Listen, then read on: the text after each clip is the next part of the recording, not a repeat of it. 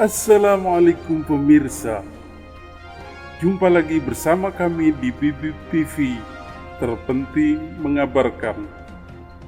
Pemirsa, Kiai Haji Fahru Rozi, salah seorang pengurus PBNU yang menjadi pembela setia Ba'alawi, baru-baru ini mengeluarkan jurusnya yang dikiranya ampuh untuk memberangus para peneliti nasab atau penggugat nasab Ba'alawi. Jurus yang dipakai itu adalah jurus rasisme. Kiai Haji Fahru Rozi mulai menggoreng isu ini seolah gerakan kebencian terhadap ras tertentu, yaitu ras Arab Yaman. Tentu saja manuver ini sangat berbahaya dan harus segera di-counter dan diperjelas. Memang benar, masalah rasisme adalah masalah serius dan tidak boleh dilakukan siapapun di negeri ini, dan pelakunya akan mendapatkan sanksi, baik sanksi sosial maupun sanksi hukum. Dalam tinjauan sosiologi, rasisme adalah perasaan kebencian kepada seseorang atau kelompok tertentu dalam masyarakat atas dasar sifat yang melekat dalam diri mereka yang berupa suku atau ras, misalnya dari suku Sunda, suku Jawa, suku Batak, dan lain-lain. Kemudian didasarkan kebencian semata karena agama yang dianut, baik itu agama Islam, Kristen, Hindu, Buddha, dan lainnya. Kemudian setelah itu kebencian atas dasar ras, yaitu asal-usul keturunan, warna kulit, hitam, coklat, kuning, bule, dan lain sebagainya. Dan terakhir adalah kebencian karena berasal dari golongan tertentu, entah itu golongan petani, buruh, golongan miskin, golongan pengangguran, kelompok pria, wanita, waria, dan lain-lain. Kebencian-kebencian yang digerakkan karena semata-mata unsur ini tidak diperbolehkan. Itu sangat dilarang dalam kehidupan bernegara. Semua warga negara harus diperlakukan sama, sesuai dengan hak dan kewajibannya masing-masing dan kecakapan yang dimilikinya. Oleh karena itu, tidak boleh seseorang dihalangi untuk bergaul, bekerja, berkarya, bahkan menjadi pemimpin karena alasan-alasan suku, misalnya karena dia orang Sunda. Maka masyarakat yang bersuku di luar Sunda tidak boleh memilihnya. Kemudian jika dia berasal dari suku Jawa, maka orang luar suku Jawa tidak boleh memilihnya. Begitu juga karena alasan agama. Orang beragama Islam tidak boleh dipilih oleh orang yang beragama di luar Islam. Dan sebaliknya. Begitu juga dalam hal bekerja. Semua perusahaan wajib menerima orang-orang yang qualified atau memenuhi persyaratan dalam bekerja tanpa melihat suku, agama, ras, dan golongannya. Tidak boleh orang ditolak bekerja karena alasan berasal dari suku tertentu atau agama tertentu yang dia tidak suka, atau dari keturunan ras, berkulit hitam atau putih, dan dari golongan tertentu. Begitu juga dalam hal pergaulan dan pernikahan. Orang-orang yang tidak rasis, baik dalam berkelakuan, tidak membeda-bedakan pergaulan atas dasar keunggulan suku, agama, ras, dan golongan tertentu, harus pula diperlakukan sama tanpa rasisme dan diskriminasi. Namun yang menjadi pertanyaan kemudian, bagaimana jika ada dari elemen-elemen tersebut, misalnya dari suku tertentu, agama tertentu, ras tertentu, dan golongan tertentu, justru yang rasis terhadap golongan lainnya.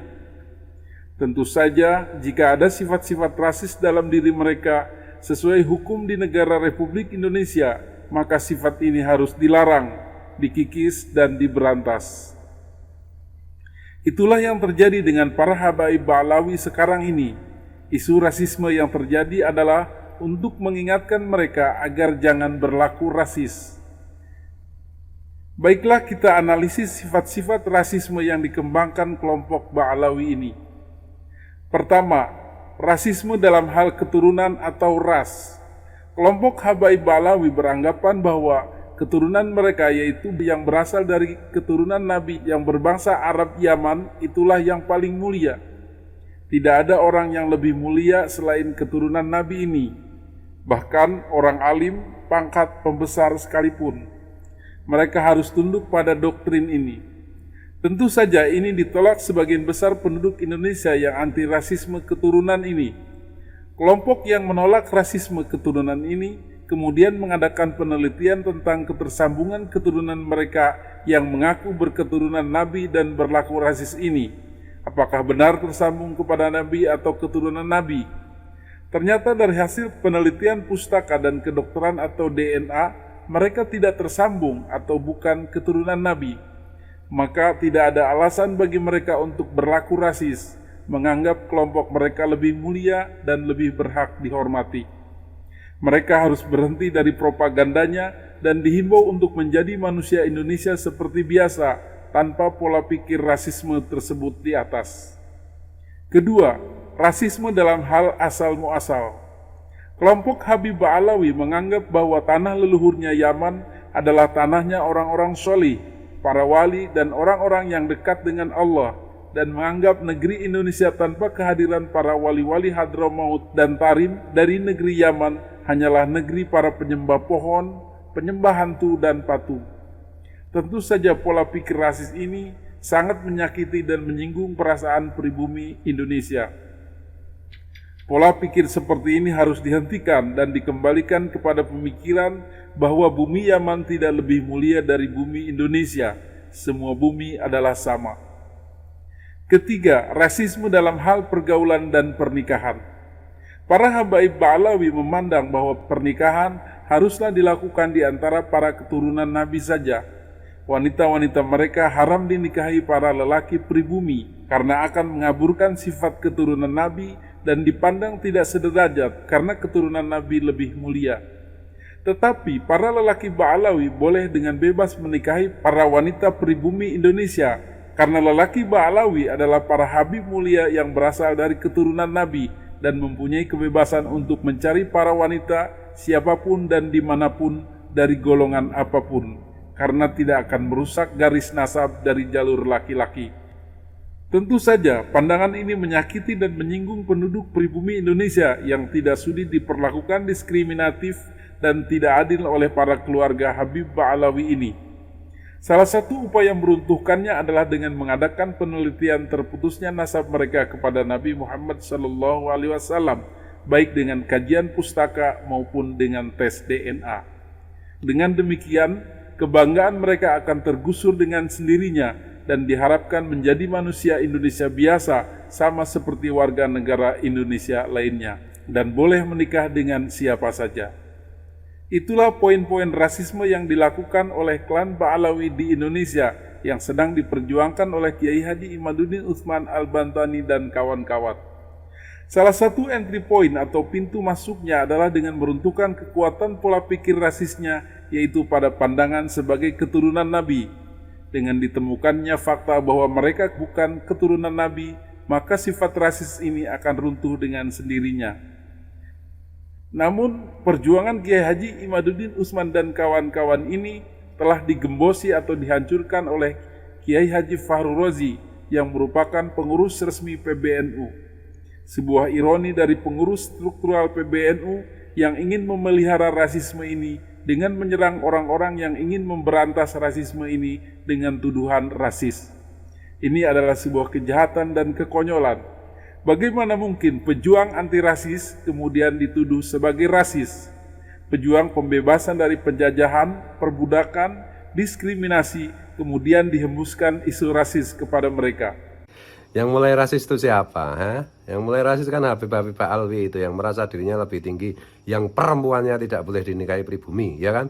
Yang mereka suka menikahi pribumi dan menceraikan. Tuh si Zilda Salim itu diurus tuh.